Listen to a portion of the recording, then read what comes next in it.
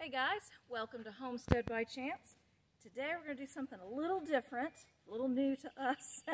We're going to try to grow potatoes, and we're going to do this method. It's based on Ruth Stout, and we're going to do it in the bags that we bought all of the soil from. So I thought, what? No point in wasting these, right? So basically it's pretty straightforward. I've got compost and soil mixed in here. And I've got my pot that I'm using as a bucket. And I'm going to take about 2 of these and put it in the bag. And potatoes like really good drainage. So I'm going to turn that over. And then I have my very specialized tool here, a screwdriver. And I'm going to poke a bunch of holes. So.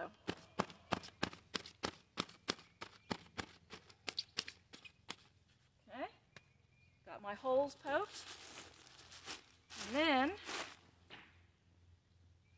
I have my seed potatoes, which actually these are potatoes I bought from the store. They were on the old veggie rack. You hear me talk about that one a lot, don't you? So they were already, you know, kind of going downhill from there. So I thought, you know, it's only like $1, so I'm going to get those. And so basically what you do is I've got my soil in here, and the first thing that I'll do is I'll wet this soil down really, really well. So after I've wet the soil down, I'll take my seed potato and I'll put the eyes. I'll just nestle it down in there, and I'll put the eyes facing up. And then, so I did some reading, and the vast majority of potatoes that the average person is going to grow are potatoes that spread out like this, as opposed to up and down and all, you know, all over the place. So the recommendation, regardless of the type of potato, is to put 2 or 3 per bag. If you're using a bag this size, it's typical 1 cubic foot topsoil bag or compost bag that you would get. So what I'm going to do is I'm going to put one here. I'm going to put a little more soil on top, and I'm going to put another one, because I'm basically assuming that these potatoes are going to kind of grow straight out like that.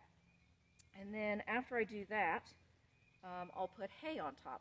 So let's go ahead and finish this bag. So I'm going to put, I've got that guy pretty much right there, not quite in the center, but it's okay. So I've got him nestled down in there. I'll put about another 2 buckets or so on top. The important thing is you want to make sure that it's really, really well drained, okay? So when I water this, I'm basically going to soak the sucker, okay, and make sure that it's watered really well. Then from here, I'm going to take a bunch of hay or straw, and I'm going to stuff this in the top. Now, I'm not going to do too much, because what's going to happen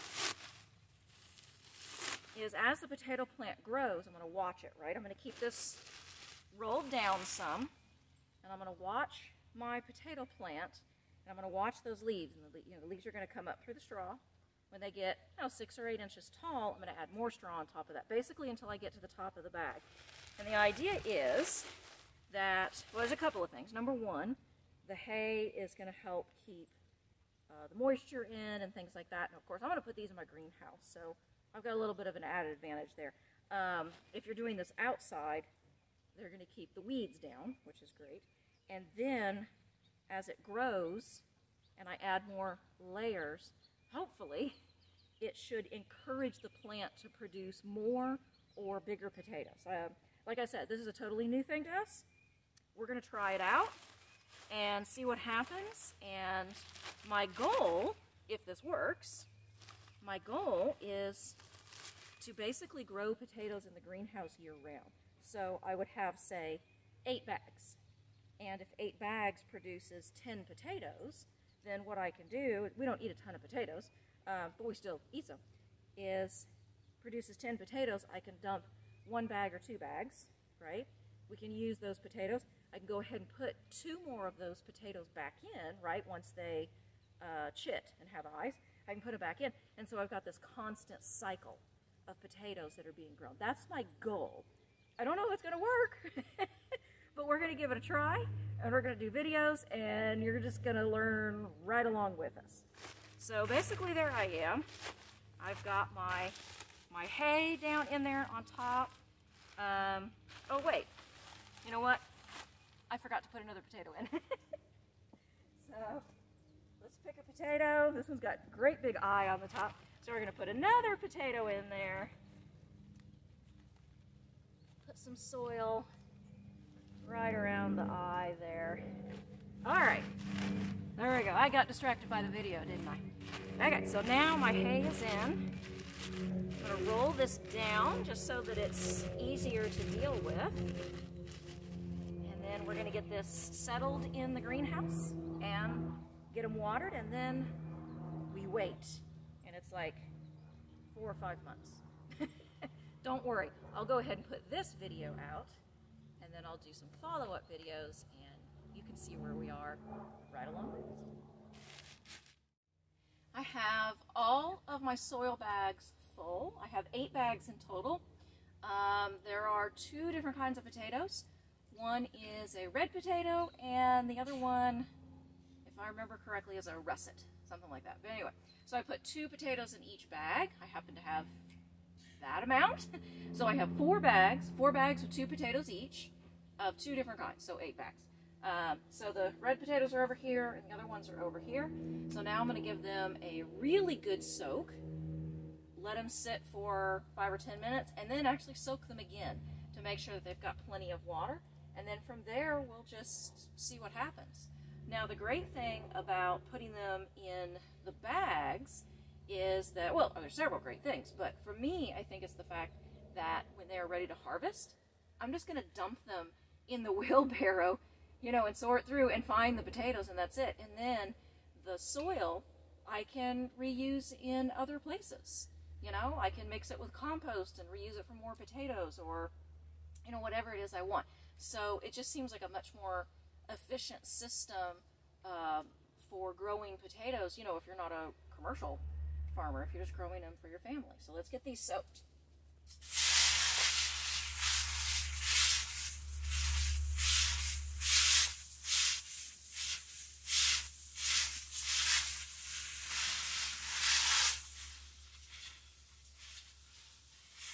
So I want to try to get these to the point, you know, I remember I poked holes in the bottom.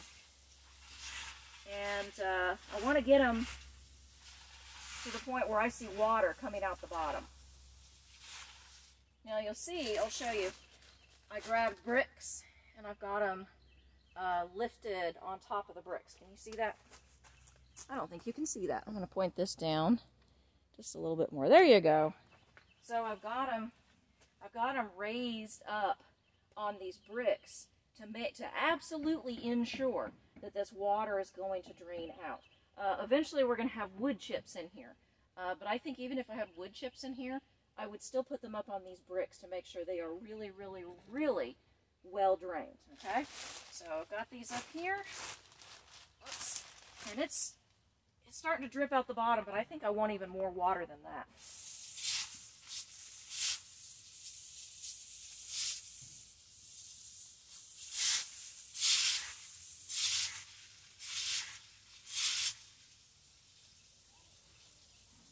Starting to see the water pool up inside the bag a little bit, so I'll go ahead and start, oh, and it's starting to gush out, so that's really good. So I'm going to do the same thing to all of them, and then I'll give them a little bit to drain. I got to water the rest of the stuff in the greenhouse.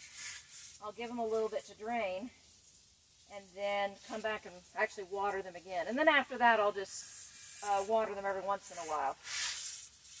I think I try to get out here at least twice a week to give a light watering, and I'll give these guys a good soak.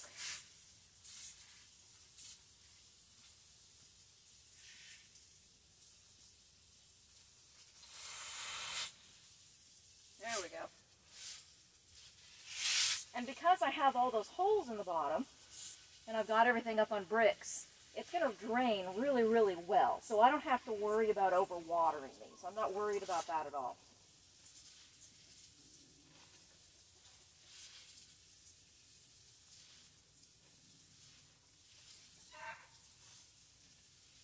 So I'll finish watering all of this, and then hopefully in 4 to 5 months. Well, we'll do some videos in between, but